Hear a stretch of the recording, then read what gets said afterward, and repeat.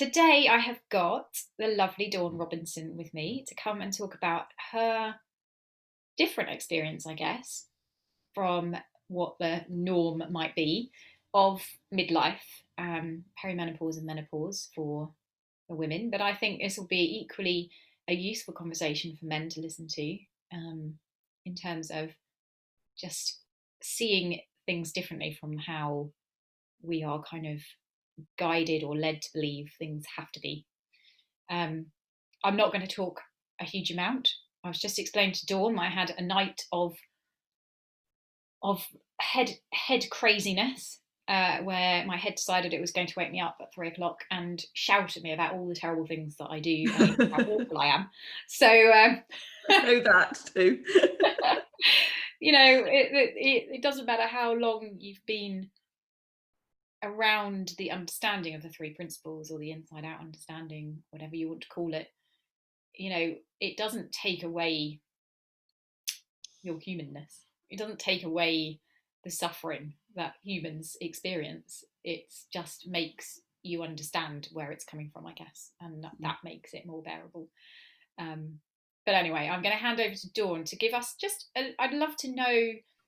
I was just saying that I don't know very much about your sort of backstory or how you got into this sort of area or anything like that. So I'm just hand over to you to tell us a little bit more about what you're up to. Yeah, okay. Let me explain my sort of journey then in a nutshell.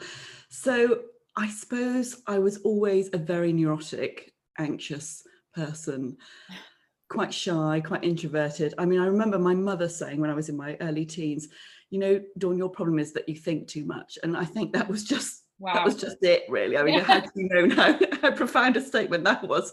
Wow. So I spent my 20s and my 30s sort of really struggling. I mean, not to such an extent that it didn't allow me to get out in life. So I became a management trainer. I mean, how I got this job training in front of people as the shyest person at school, I don't know. But that's sort of, I went down this path. I was always interested in psychology, always searching for things, always looking for the latest guru and reading books and really just going on this path of exploration.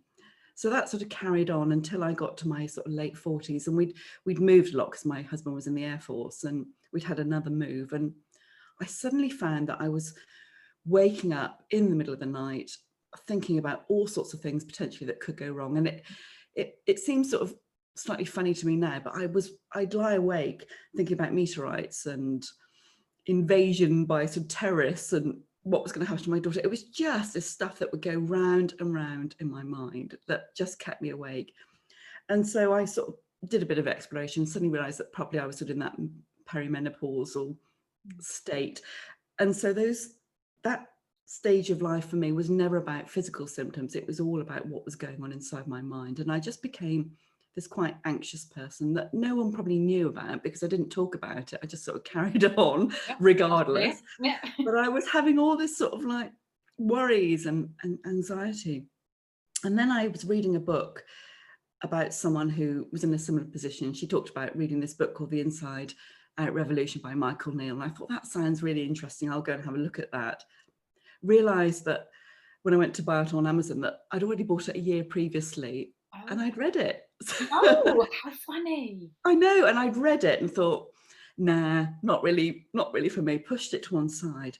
So I went back to it a year later and I read it and I thought, oh, my goodness, this is amazing. This is fantastic. Why didn't I see so much last year? And I guess there's something about, you see it when you're ready, And so from then I was sort of exploring 3Ps and wanting to find out more. And then I got onto Nicola's mentee program where we met first, and going out into the community talking about this stuff once a month to people who were struggling with anxiety and struggling with stress. And so that was really my 3Ps journey and how I got into it myself. And I just loved it. From the minute I reread Michael's book, I was just completely hooked. I saw the relevance to my own problems. I saw how that would apply to me.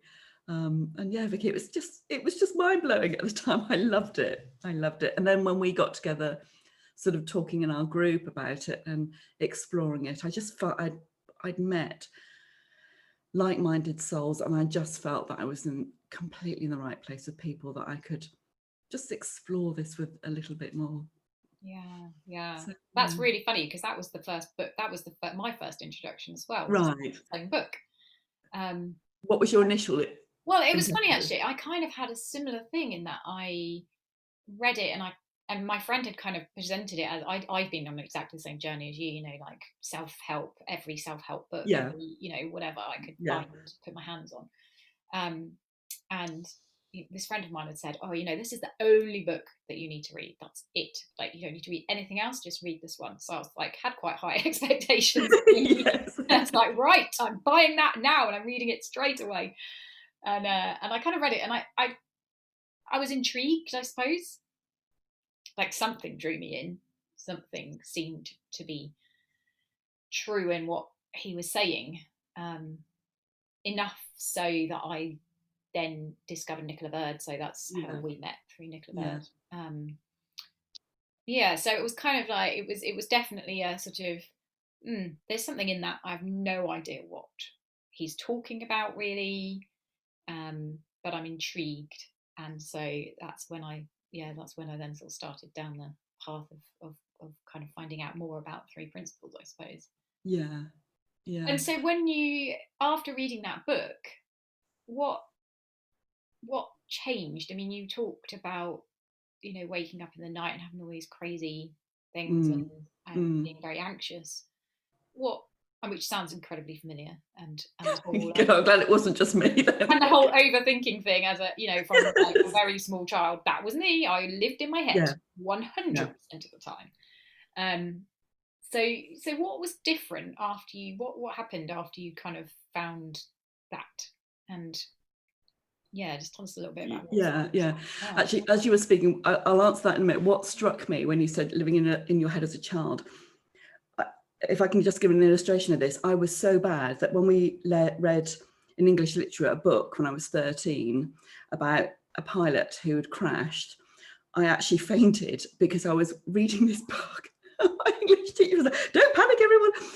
I passed out because that experience reading that book was so vivid to me. I could imagine that pain. I could imagine the pilot losing his arm, that I was just conked out on the floor. And that was the extent of how powerful the imagination and the mind can be, that you can literally get yourself to pass out. So I'd lived my whole life with this very vivid imagination. And I think what really changed when I started getting into this was I suddenly realized that those thoughts, I didn't have to believe them. I knew they were powerful, but I didn't have to take any notice of them. I didn't have to believe them. And that was the most powerful, and still is for me, I think, the most powerful thing that's happened. And because I'd got into self-development, I got into all this, you know, your thoughts are really powerful and you can sort of Yeah, manifest things with your thoughts, and your thoughts are telling you deep messages that come from your unconscious that you need to believe. And I got into that so much yeah, that every time I had this thought of, you're rubbish, you're crap, no one likes you, you know, good at anything, I believed that those thoughts were telling me something really important and valid. And so I would get myself into a headspin of just almost being unable to move forward because I was stuck in this paralysis by analysis. You know, I was just getting myself into such a tither. And now I still have those thoughts of, no one likes you, you're not good enough, all of that. But I know there's a sense of me thinking, oh yeah, here we go again. And yes, I laugh at it really, because I think, oh, we're just on that same old route. So it's not to say that this three piece didn't get rid of it for me, but I see it from a different perspective now. I just think, oh, for goodness sake, give yourself a break. You know, I take it lightly. It makes me laugh, actually. So I take the whole thing that's going on inside my head much more lightly. And I think because of that, it's not there so much. It seems to, for me, a sort of knock-on effect is that it just seems to quieten down.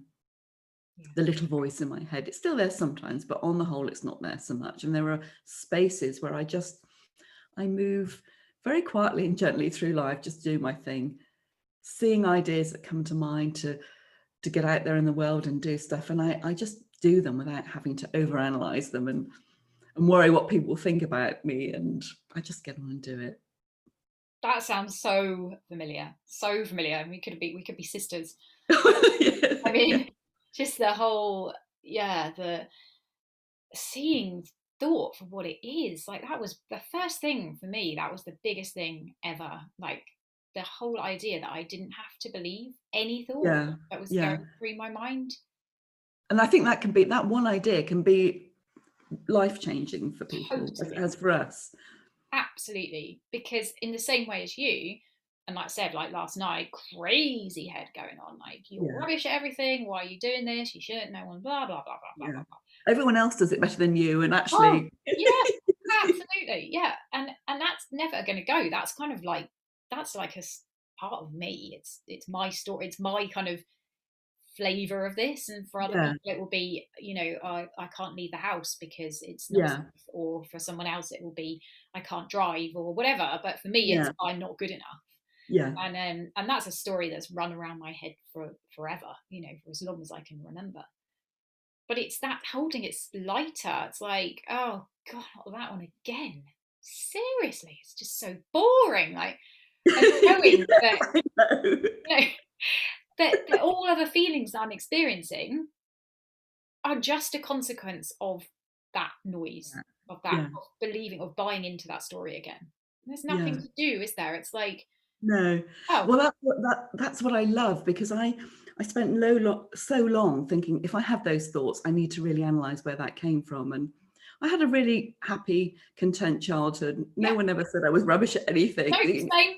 There was no reason why that was there, but there was. And so I spent a lot of time trying to delve into past memories of where did that come from. And now I know I don't have to do anything about that. I just, No, there's so much freedom in that, isn't there? It's like, yeah, yeah, and I mean, we get caught up in it and we yeah, feel that. But for me, the biggest lesson I think is that those feelings in our body are telling us nothing other than what's going on in our mind. yeah, So when we feel tight and constricted and anxious and horrible, all it's saying is that that's what's going through our mind in that moment. And we're yeah, believing it. We've bought yeah, into it. So just knowing that, like, oh, I feel really rubbish. Like today, I feel really rubbish. Well, that's okay because it's just thought, and thought's just it's gonna do its thing and it will go. I don't need to change it or make it positive or, yeah. just I know now just to kind of be kind, like you say, be kind. Yeah, I think for me as well, it's taken all the self judgment away. So I used to Yeah. have all these thoughts of I'm not good enough, blah blah blah, and then I'd sort of have extra thinking on top about judging myself for having those thoughts in the first Yeah, place. yeah, yeah.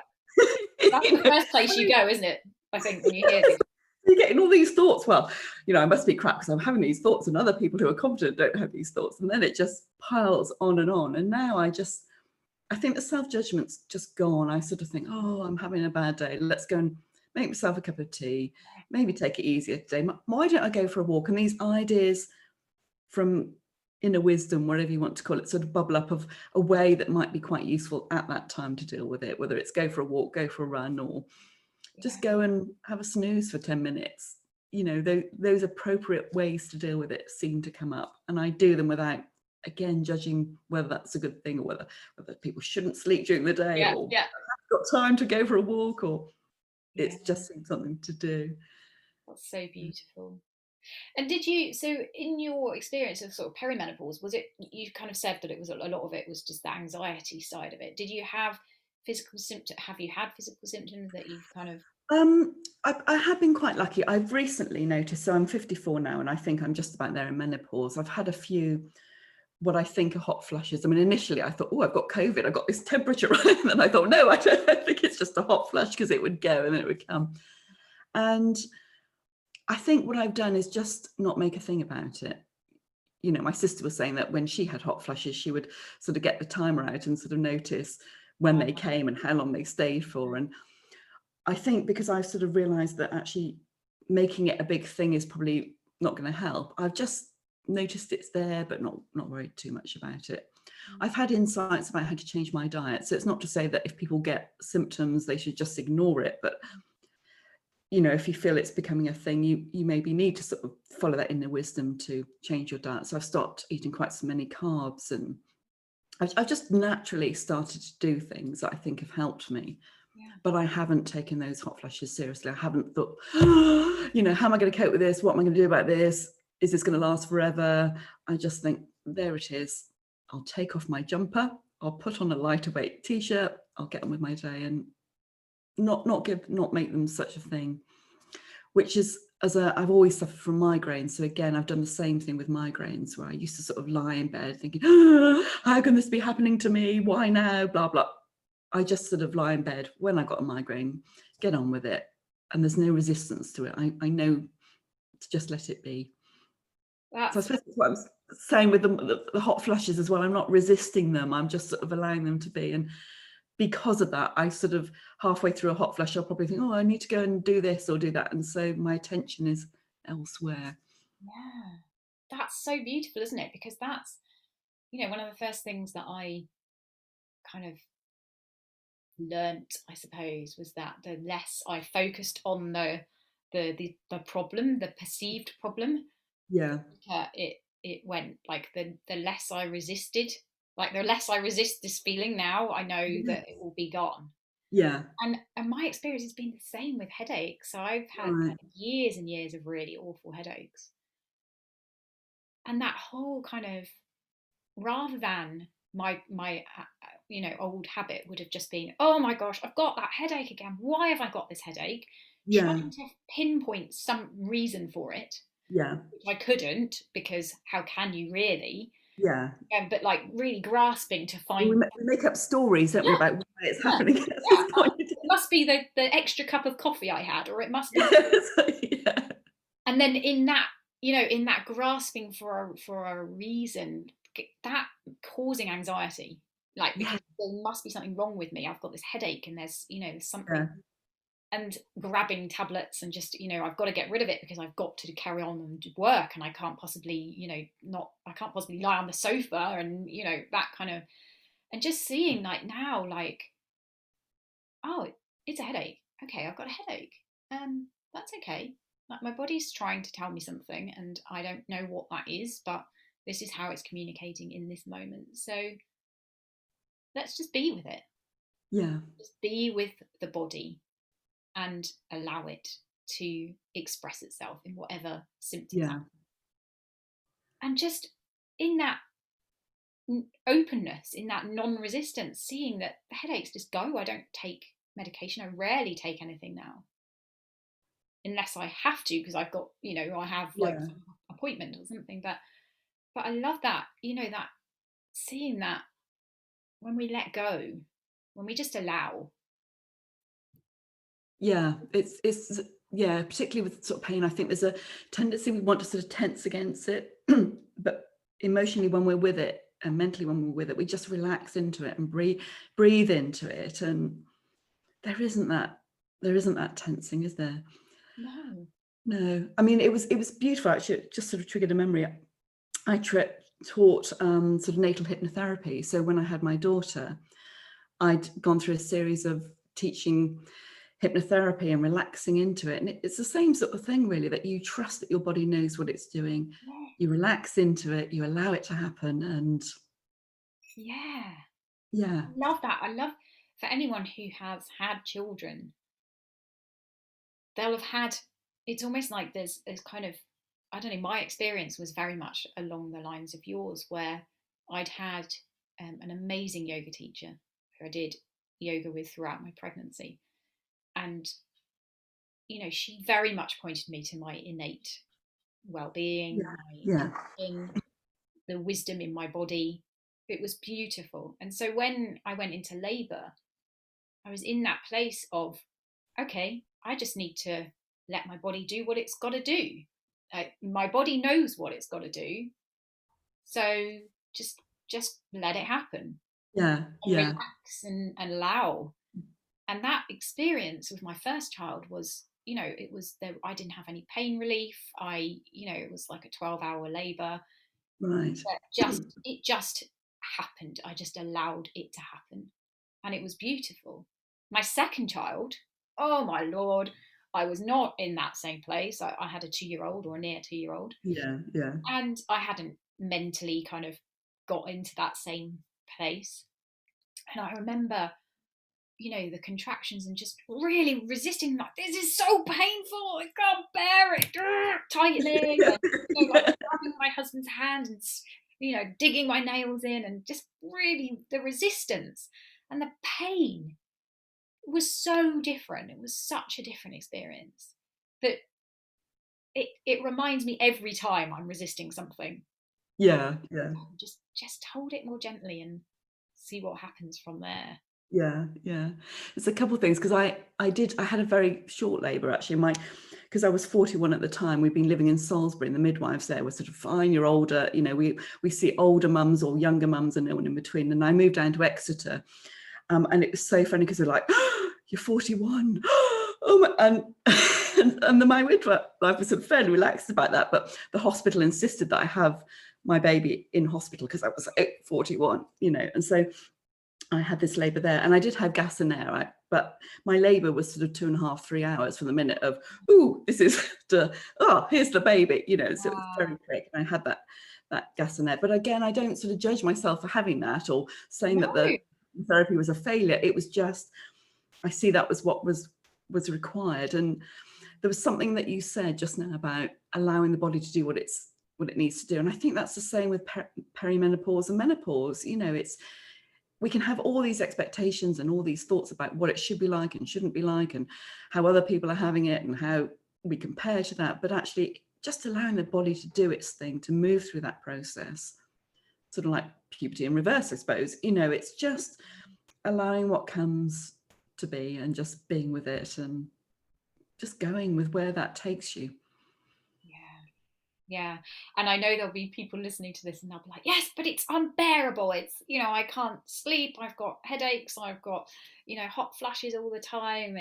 That's all very well, but it's not, I can't carry on my day with all of that. So what would you say to somebody who's listening that's just, experiencing all of those horrible symptoms? So I suppose it's not to say that, what we're not saying is, well, you're getting it wrong, if you're having these symptoms. That's not what it is at all. It is what it is. And, it doesn't mean to say that we can't sort of empathise with people and sort of really see that people do suffer. And I do get that. And, we've seen it in COVID as well, haven't we? Some people have really suffered with that and some people haven't. And it's just, the more that you can allow your mind to be quieter, the more you'll get your own inner wisdom about the best way to deal with that. Whether it is going to the doctor, whether it is going on HRT, whatever it is for you, there's no judgment about that. But the more you can just accept that's what's happening and allow insight to come into your mind about what's the next step for you to do. We can't say to another person, well, you should be doing this and you should be doing that. You have to find your own wisdom from within. I think that's, what I'm saying. And that doesn't mean to say that you shouldn't do your research. Go and find out what other women are experiencing. If you're experiencing those things, go and find out what's useful for them. But in the end, you turn back to your own self for your own guidance and go from there. That's what I'd say, Vicki. No, it's really beautiful, because you're right. We're all individual. We all have different experiences and different symptoms, and there's no judgment. There's no judgment about that. I sort of think it can be very, very easy to sort of say, well, I'm more spiritually evolved than you because I'm not experiencing problems. But that is not what it's about. We are all human, living our life, doing the best that we can, experiencing different things, and that's, I didn't experience many physical things, but I went through the mill with my emotional turmoil, and we all experience life in different ways. And to know that all of it's okay. Yes, absolutely. There's no shame about any of it. I think that's really important from what you've said. It's just to be with what is, and to do what occurs to you to do. And to just start, if you can, sort of start to notice those thoughts, almost sort of stepping back from them a bit, because they're not you, they're just thoughts coming in and out. And if you can have that little bit of mental space, I think sometimes that gives us more perspective to see what's coming in that's useful and what's not. what we can just let go past. Yeah, that's, yeah, true. Yeah, that separation, that it's so interesting, isn't it? Because I was, my whole life I feel like I was just battered around by the thoughts. Like one Yeah. would drag me that way, and then it would drag me that way, and it was like being dragged through a hedge. And I just, I followed them, thinking that that was who I was, and that it was instructions for my life. Like that. Yeah. What, the next thing was, oh, you're hopeless, and then it was, oh, actually, no, why don't you do this? And then, and it was just so exhausting. Yes. Yeah. But to see that we are experiencing those thoughts, we can see those thoughts, we can feel those thoughts, therefore we aren't those thoughts, because there's a separation. Yeah. We're something deeper, aren't we? Something else, something more profound than those things that are whizzing through. Yeah, that there's that steady constant that's been there from when we were a child. Like, I remember doing an exercise, I can't remember what book it was, but it was an exercise where you went back to imagining a situation, a nice situation as a child, Yeah. like a party or something that was enjoyable, and then imagining a situation, at sort of university age, early 20s or whatever, and then again in the present time, like say, having walked the kids to school or whatever it might have been, and then imagining something in a week's time, and in that exercise, seeing that there was something constant in all those things. It was that you were there in all Yeah. those things, and that you doesn't feel any different in any of the situations. It's like there was we've grown, we've changed, we look different, we have different thinking, but there was something Yeah. that's throughout all of that. Yeah. Yeah. No, that's lovely. It's just something at the core of us, isn't it? That just our permanent essence, really, that we take with us, that's there. And we tap into that in the quieter moments that we have. We tap into it sometimes, when things are going really horribly wrong. We find it, don't we? Yeah, I was going to say that, because it's that guides us in an emergency. It can work when everything's hitting the fan. We get that knowing of how to deal with a situation. Yeah. Yeah. In the same way that we might have an amazing idea about how to deal with a problem when we're in the shower and we're just not thinking about anything. Yeah. And so I guess what I say to anyone watching this, everyone has felt this. I can guarantee. You may be the most neurotic person, the most sort of anxious person, but you will have felt this feeling that we're talking about at some point in your life, because it could be the birth of a child, it could be a special event, it could be a quiet evening with a loved one, it could be anything, but we all have that common experience, don't we, of feeling that, and we all know what this is we're talking about. Yeah, I know. I find that really fascinating, because you can be so disconnected from it, and yet there's a deep knowing inside. Yeah, just that, no, a knowing Yeah. of what's right or wrong, or what to do, but we're almost conditioned to ignore that and to listen to what's going on in our head instead. Like it's louder, it seems more important, so we'll go with that, which is what I did my whole life. Yeah. Didn't Yeah, work me out too. well. Didn't work out well. And now, as I look back to much more into my intuition and tuning more into that, life is so much easier. Yeah. Yeah.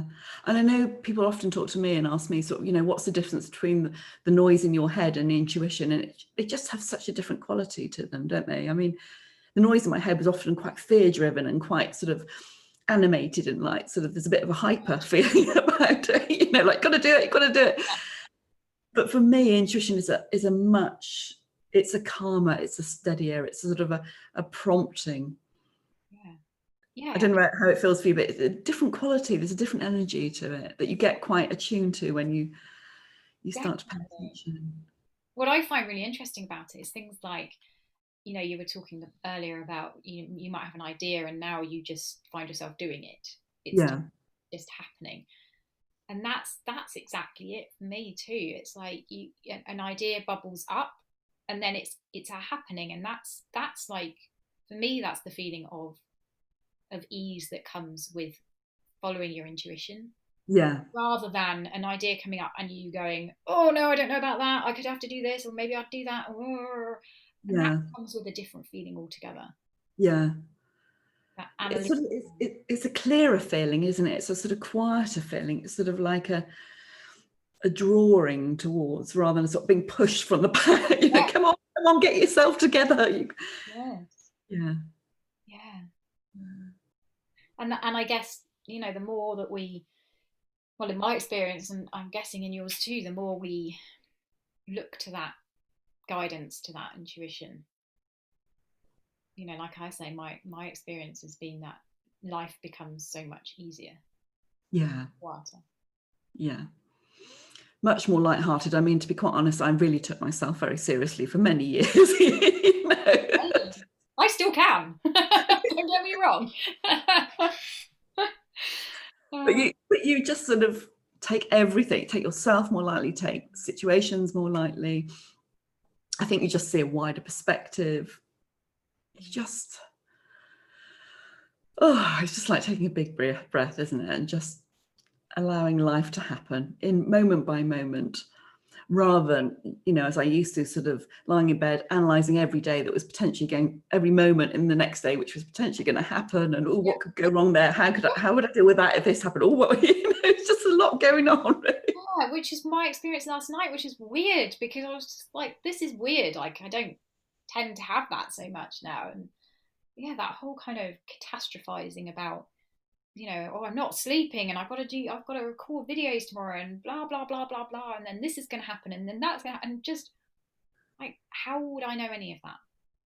I don't know any of that. No. And I think what's come to me so much clearer is that when I'm in the moment and I need to know something, it will come at that time.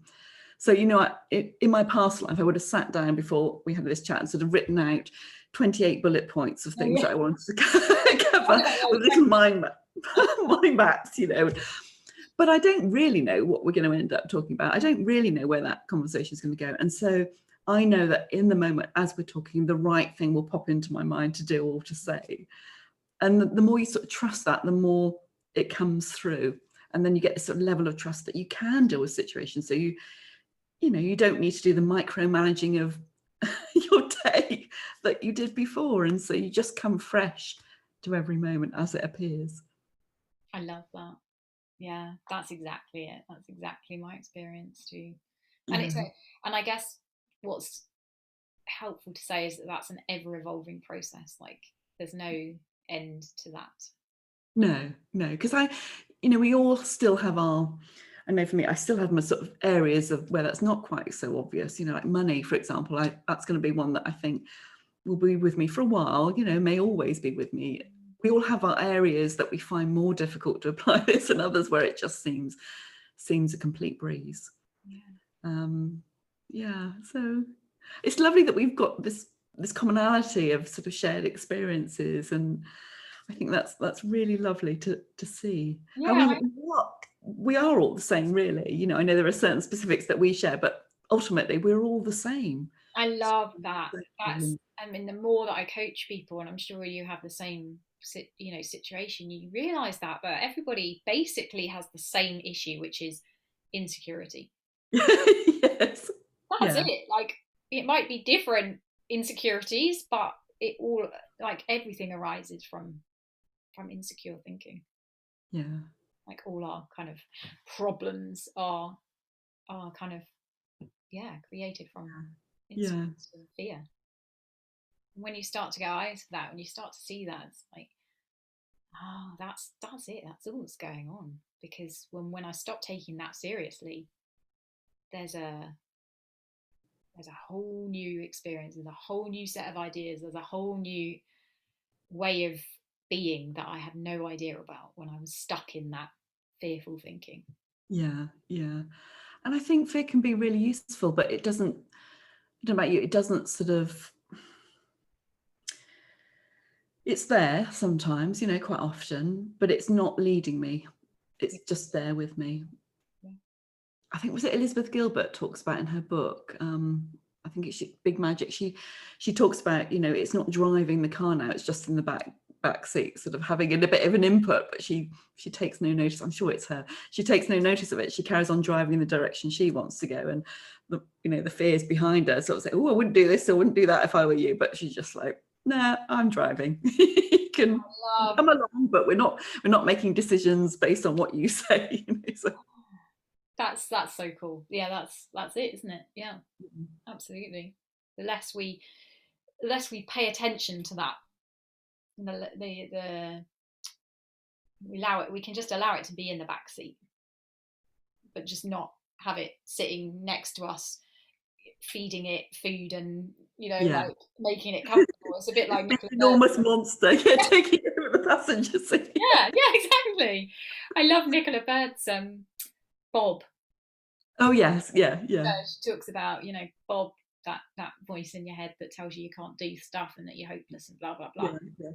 I call my character Mildred because I just think that's, apologies to anyone called Mildred, but for me that just sort of. But I love that whole idea. I love the idea of that Bob can be there. It's fine. Bob can be there. Just don't make him a cup of tea. Don't give him cake, and don't sit down and like have a day-long conversation with him. Just let him in the house and then carry on with your day. I love that. I love it. Yeah. Oh, it seems like a really good place to stop. I was wondering if you could maybe tell people how they can find you. I know you've got a lovely book which I have read about half of. I won't test you on what was in chapter 3. I know. I was going to say I've got about 10 books on the go, so I kind of. I know we all have so.